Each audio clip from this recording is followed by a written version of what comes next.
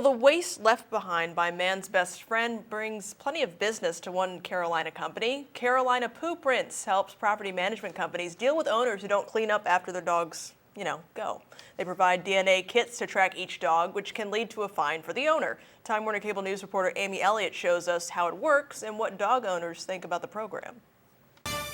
Thank you for joining us tonight. I'm Sharon Stone. Those stories are coming right up, but first at 6, meteorologist Bob Child is here with the first check of your weather on the One's forecast. Bob, it felt so nice and so cool today. It did, and I tell you what, wait till you see tomorrow morning to talk about coming up, Sharon. All right, see you then. Thank you, Bob.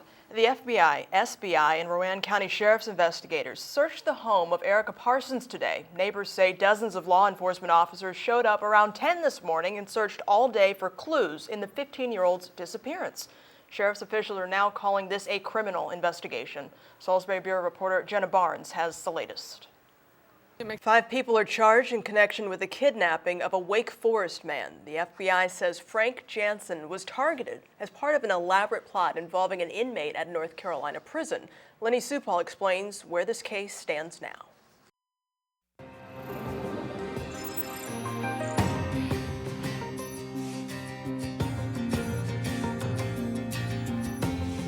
Now at 6 on Time Warner Cable News on ABC 45, the Alamance County Sheriff's Department is investigating a body found in a container on the side of the highway. You will get the latest. Also, we're learning more about the Wake Forest man kidnapped from his home. Hear how that plot was masterminded from behind bars. New Business 40 project in Winston-Salem could bring some sound deadening walls for some folks who live along the highway. I'm Bob Coster. Ahead, we'll have details.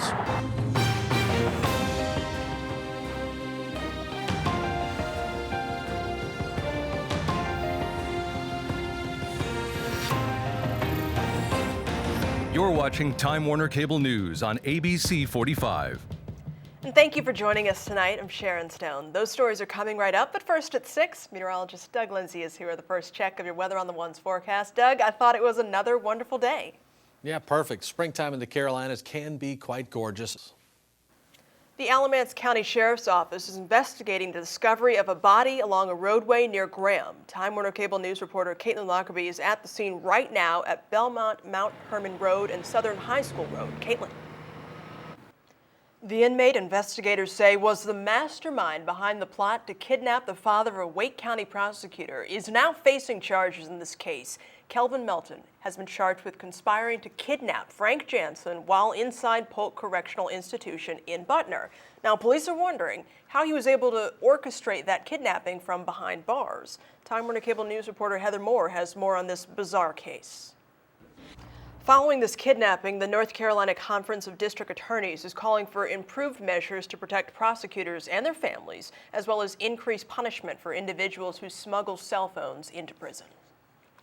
Well, the upcoming project to rebuild part of Business 40 in Winston-Salem could cut down on noise for some people in that area.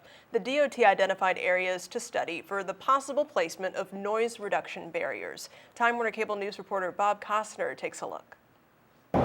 Well, you can learn more about the proposal during a public hearing this summer. The project is set to start in 2016. There will also be a separate workshop session on noise and noise barriers. Lindsay Bierman, the editor of Southern Living, is now the new chancellor of UNC School of the Arts. The Board of Governors voted to appoint Bierman during their meeting today. System President Tom Ross says Bierman has the right mix of skills, experience, and creativity for the position. For Bierman, the role of chancellor aligns with the values he learned from his parents. Over the past year or so, my heart has been pulling me in a new direction. Toward a career in higher education to serve a higher purpose.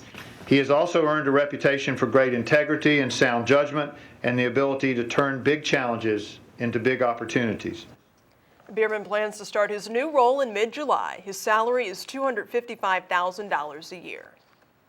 If you are not registered to vote yet, you will not be able to cast a ballot in this May's primary election. 5 p.m. was the deadline to turn your registration forms into the Board of Elections for the May 6th races. State laws have changed. All voters must now be registered at least 25 days before an election. In the past couple of years, if you missed the deadline, you could still register and vote during early voting. Called the same-day registration. So you weren't out of luck. you had one last chance. That is no longer an option. If you mailed your registration, you will be able to vote next month if your forms were postmarked by today. If you missed the deadline for the primaries, you still have time to register for the general election in November. Ahead here at 6 on Time Warner Cable News on ABC 45. A new survey shows about 80% of Americans are stressed out at work. We'll show you how doctors say that can impact your health. And later. I'm meteorologist Doug Lindsay. There is a frontal.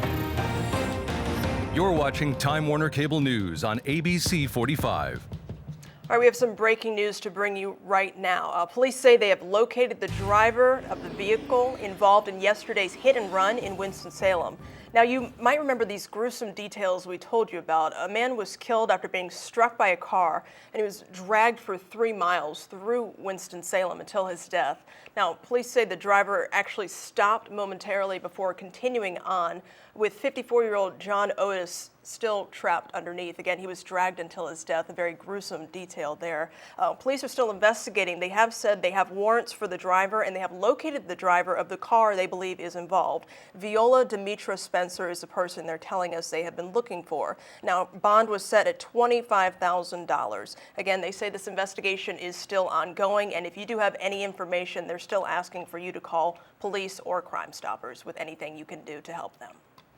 Okay, moving on to the other news of the evening now. About 80% of Americans are stressed out at work. That estimate is based on a new survey by Nielsen for Evers College. Time Warner Cable News reporter Brittany Edney shows us how stress can impact your life in and out of the office. Time Warner Cable News. The survey shows 2 of the most common stress factors are low pay and long commutes. Some people who ate at a certain Charlotte fast food restaurant in recent weeks are encouraged to get immunized against hepatitis A. This comes after a worker at the Papa John's restaurant at 8016 Cambridge Commons Drive was diagnosed with the virus earlier this week. So exactly what is hepatitis A? Time Warner Cable News reporter Leslie Mays takes a closer look. Time Warner Cable News. The Mecklenburg County Health Department is offering free hepatitis A vaccinations in Charlotte for anyone who thinks they may have been exposed. Tomorrow, a vaccination clinic will be open from 10 a.m. until 4 p.m. and Sunday from 1 p.m. until 5 p.m. at Central Piedmont Community College's Cato campus at 8120 Grier Road. The Mecklenburg County Health Department will also have extended hours on Monday for walk-ins. And stay with us. Your sports is up next here on Time Warner Cable News on ABC 45. Week 3 of spring practice for Wake Forest wraps up tomorrow. Jason Brown has the details.